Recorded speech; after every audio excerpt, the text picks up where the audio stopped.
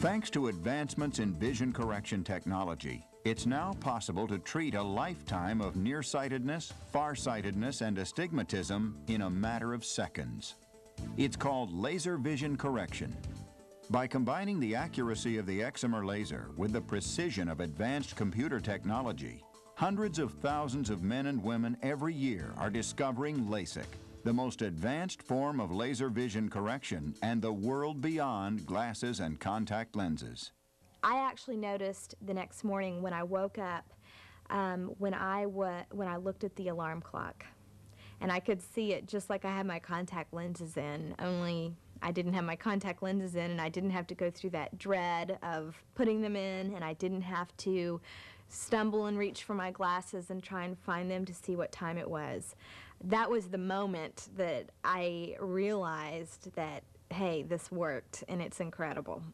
LASIK is short for laser in situ keratomileusis, which simply means to shape the cornea within using a laser.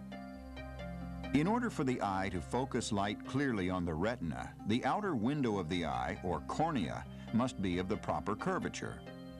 Light then passes through the pupil and travels through the lens of the eye and is then focused on the specialized nerve cells of the retina. These cells convert the light to electrical signals and send them to the brain, which interprets these signals as vision. Nearsightedness can occur when the cornea has too steep a curve, or the eye is too long in relation to its corneal curvature. This causes images to focus in front of the retina instead of on it. Nearsighted people can see things up close, but their distance vision is blurry. If the cornea is shaped like a football, more curved along one meridian than the other, that's known as regular astigmatism. Astigmatism causes images to bend in such a way as to create no single point of focus, resulting in blurry and often distorted vision. Farsightedness can occur if the cornea is too flat or if the eye is too short. This causes images to focus at a hypothetical point beyond the retina. People who are farsighted can have difficulty seeing objects both at a distance and close up without corrective lenses. In order to correct the way light is focused, LASIK reshapes the cornea using the cool light of the excimer laser. First, a thin protective flap of corneal tissue is gently folded back using an instrument known as a microkeratome. If treating nearsightedness, the laser removes tissue from the center of the cornea, making it flatter and reducing its focusing power. This moves the point of focus from in front of the retina to on the retina. If treating farsightedness, the cornea is made steeper as the laser removes tissue from the outer margins of the cornea. This helps the cornea bend light more, moving the point of focus from somewhere behind the retina to on the retina. If treating regular astigmatism, the laser removes tissue from the steeper meridian, thereby making the cornea more spherical.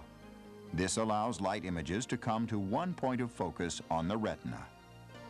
The protective flap is then folded back in place, where it bonds without the need for stitches. On the day of the procedure, you'll arrive 30 minutes to an hour before surgery. You may be given a mild sedative to help you relax, and eye drops will be placed in your eyes. Because the eye is easily numbed with drops, there is no need for injections.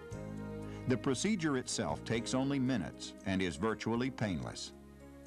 Beforehand, of course, I was nervous. I didn't know what to expect, and the whole idea of someone coming in and manipulating your eyeball and utilizing a laser to correct your vision is somewhat scary, but the actual procedure isn't scary at all once you have it done.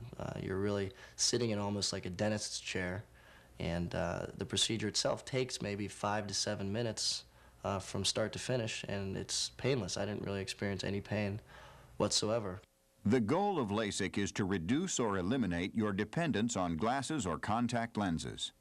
LASIK does not always create perfect vision, and we cannot guarantee your results. However, the vast majority of patients see 20/40 or better without glasses or contacts, which is legal driving vision. LASIK does not treat a condition that affects us all called presbyopia. As we age, usually around age 40, the lens inside our eye begins to lose its ability to change shape, which gives us the ability to shift our focus from a distant object to something up close. If you're having your vision corrected for nearsightedness, you may still need some correction for close work when you become presbyopic.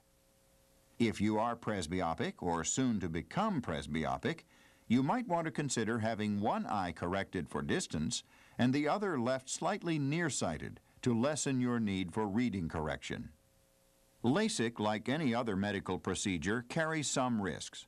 You should be fully aware of the risks associated with these procedures before you proceed. We'll be happy to answer any questions you may have. LASIK is an elective procedure, therefore most insurance companies will not cover its cost. We may, however, be able to provide financing options with monthly payments to fit your budget. Finding out about the health of your eyes and the degree of your nearsightedness, farsightedness, or astigmatism is your first step toward visual independence. Therefore, a complete eye exam will be necessary to determine if you're a candidate for LASIK. If you feel glasses or contacts are keeping you from enjoying life to the fullest, let us help you determine if LASIK could help you discover the world beyond glasses and contact lenses.